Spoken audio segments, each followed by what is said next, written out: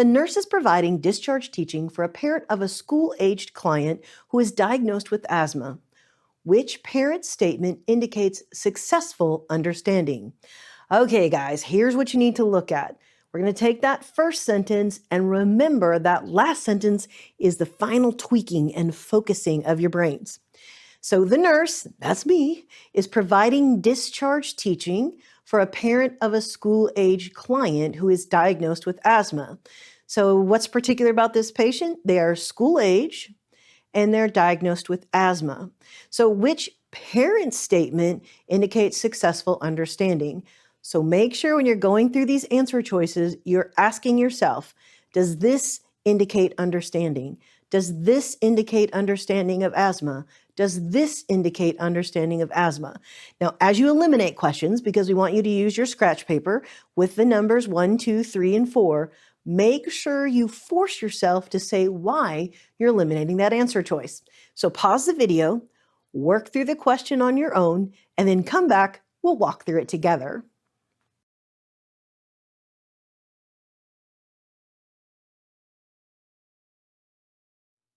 Hey, welcome back. All right, let's get going on this. So we're looking for successful understanding based on the parent statement. So let's look at the first parent statement. My child's asthma symptoms are not reversible, and I should limit my child's time outside. Okay, well, when you're thinking through this, you're thinking, well, but what if the kid's triggers are outside? So maybe they should limit their time. But look at the first part of that answer. My child's asthma symptoms are not reversible. Actually, they are. That's why we would give a bronchodilator.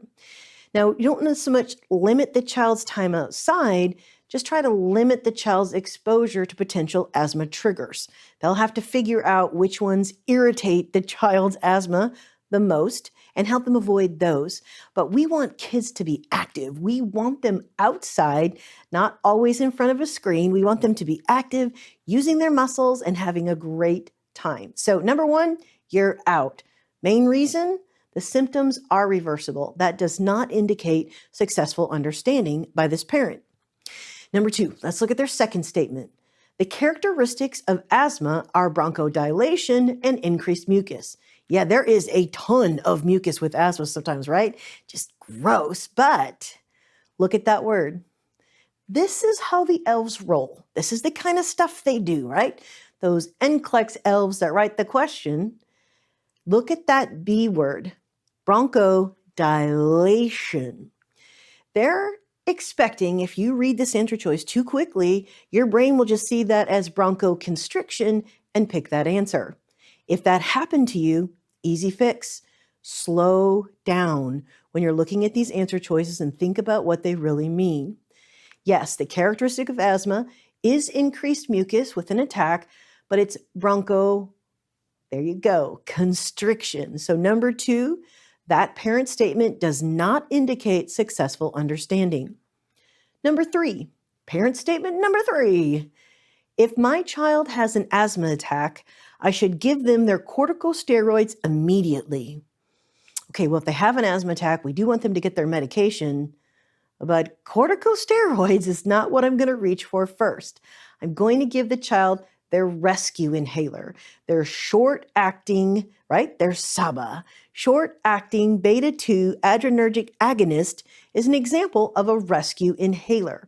So not their corticosteroids. I'm going to give them a rescue breath. So number 3, you're out. Well, don't just assume number 4 is right. You got to do the full work. Okay, so let's see it through to the end.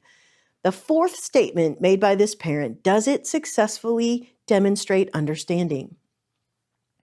If my child's symptoms do not resolve within 15 to 30 minutes after their bronchodilator, I should take my child to the pediatric ER.